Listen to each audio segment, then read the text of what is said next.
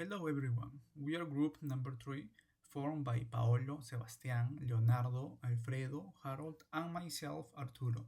In this video report, we will talk about the access requirement for Peruvian quinoa to enter the United States market.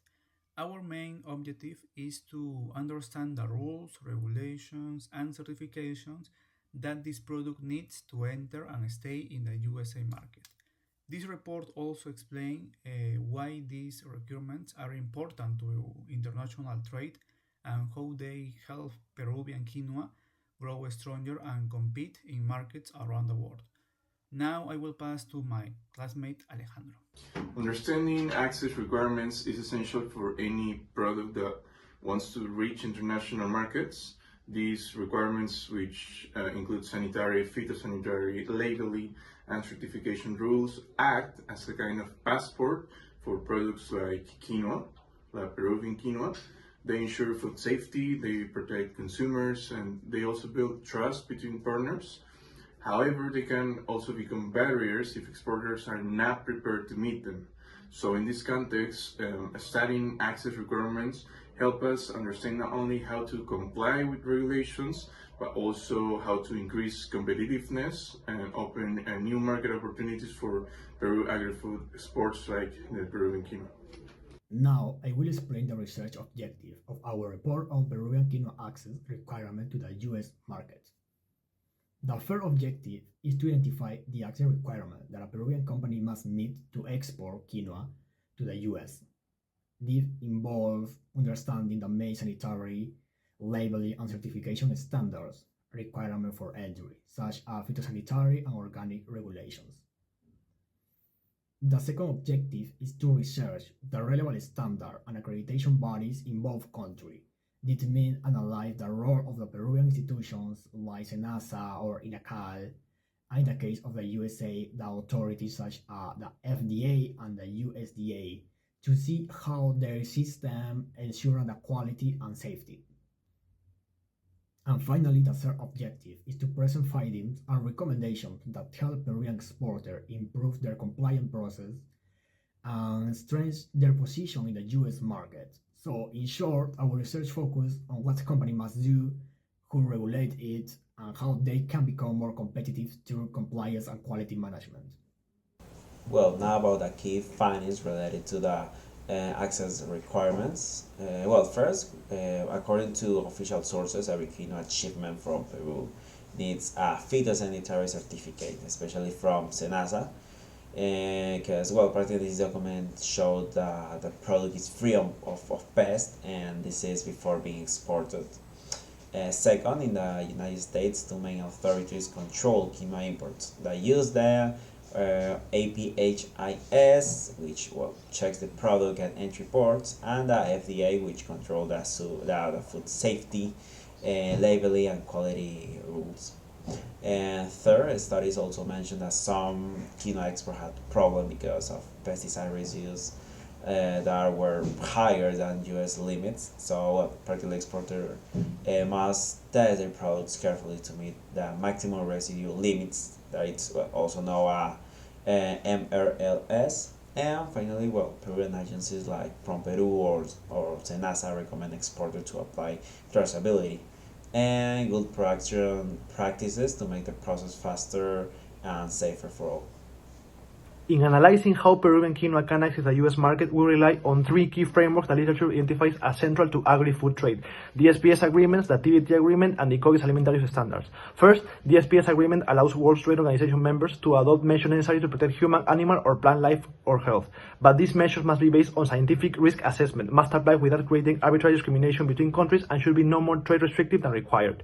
This is especially relevant for quinoa, since an exporter must comply with ratio limits, pathogen-free requirements, and phytosanitary certificates set by destination markets, in our case the US.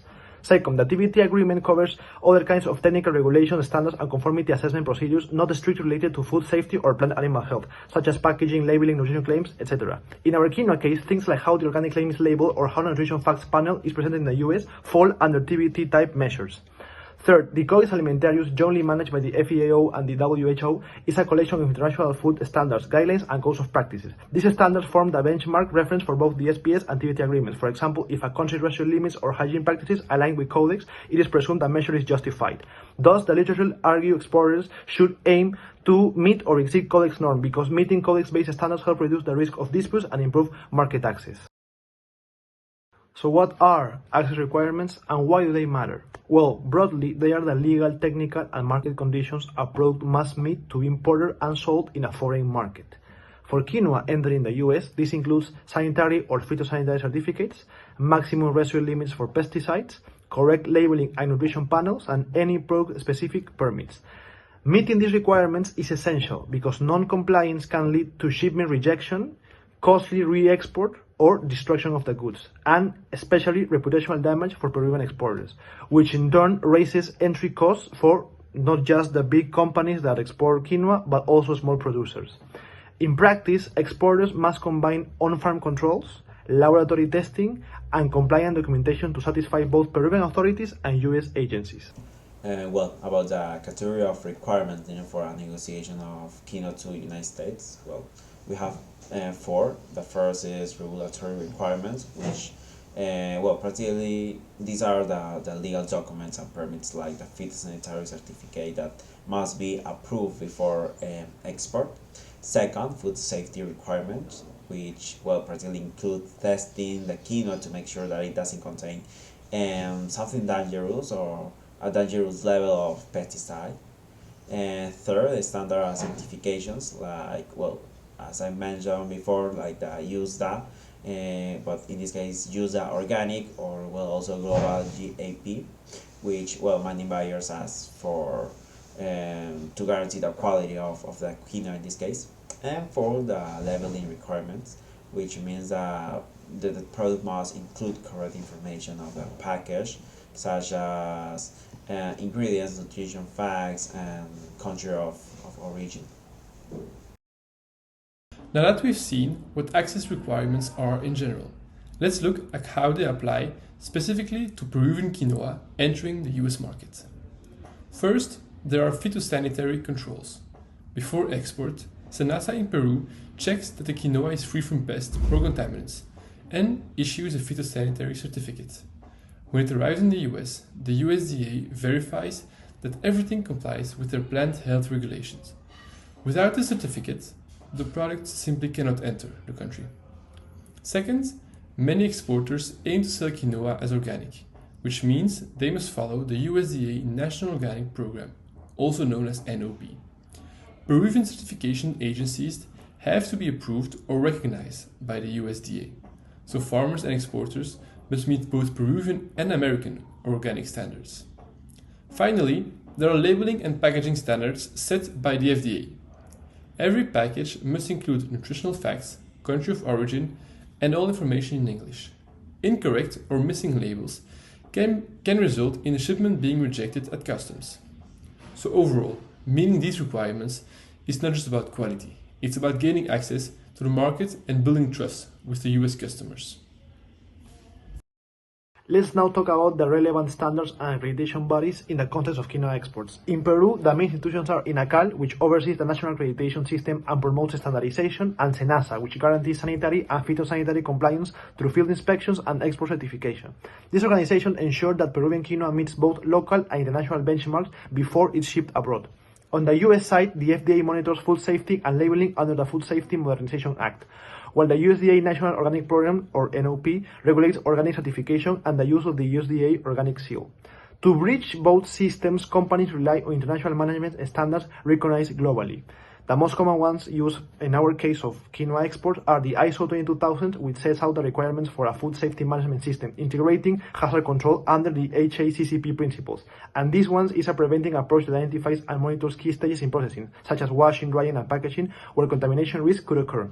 And meanwhile, the ISO 9001 focuses on quality management, ensuring that every process follows continuous improvement and customer satisfaction principles.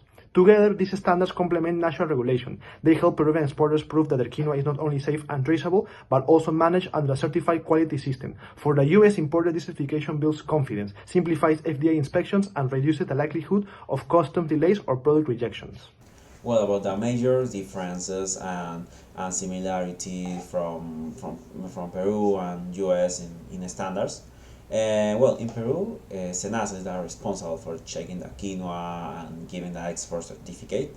And on the other hand, in the United States, APHIS decides if the product can enter, and the FDA checks that it meets food safety and labeling rules. About the difference, well, it's practically that Peru focus on checking the problem before export, while the US puts more responsibility on the importer, who must verify that the supplier in Peru follows all the safety rules. However, well, both countries share similar goals, and practically to guarantee safe, clean, and high quality quinoa for consumers. And well, something that's very important are the certifications. For example, like the USDA Organic or Global GAP, which practically help to connect both systems and make market access easier. To fully understand the technical requirements, it's essential to know which competent authorities oversee them in both countries, Peru and United States. In the case of Peru, the main authority is SENASA, the National Agrarian Health Service. SENASA ensures that agricultural exports are free from pests and meet all the sanitary and phytosanitary standards. It issues phytosanitary certificates and verifies if the production follows the international safety protocols. Another key institution is INACAL, the National Institute for Quality, which accredits laboratory and certification bodies that ensure compliance with national and foreign standards. We also have MINCETUR, the Ministry of Foreign Trade and Tourism, which guide exporters, coordinate trade policies, and support market access strategies. On the US side, the main authority is the USDA, the United States Department of Agriculture, and the FDA, the Food and Drug Administration. The USDA oversees agricultural imports, including the National Organic Program for organic certifications, while the FDA regulates the food safety, the labeling, and the contamination control. Together, these institutions ensure that Peruvian quinoa export to the US is safe, traceable, and comply with all the international standards, protecting consumers and supporting the fair trade. From our research, we found that accessing the US market for quinoa involves strict but well-defined regulations, and managed by organizations like the FDA, the USDA, and NOB. On the Peruvian side, institutions such as SENASA, MINCETUR, and INACAL provide strong support, but coordination between them could still be improved to simplify certification procedures and reduce costs for exporters. We also found that getting an organic or fair trade certification can be expensive and time-consuming, especially for small producers. However, in the US, demand for healthy and organic quinoa keeps growing, so these efforts bring clear benefits. Complying with standards doesn't just open market, it positions Peru as a reliable and competitive supplier worldwide. So based on our findings, we recommend several actions to strengthen Peru's quinoa's exports to the US market. First, companies should invest in certifications like USDA Organic, HACCP, and ISO 22000, for example, to meet the US standards and increase consumer confidence. So cooperative certifications could also help small producers share their costs and stay competitive. So the second point is public institutions such as MINCETUR, SENASA, INACAL should improve coordination to simplify export procedures and move toward digital certification systems that make the process faster and more transparent. And finally, the third point is that it's essential to provide training and financial support for small producers so they can meet strict requirements related to labeling, pesticide control, and food safety. So altogether, these measures will will help Peru strengthen its position and as a trusted, high quality quinoa supplier in the U.S. market.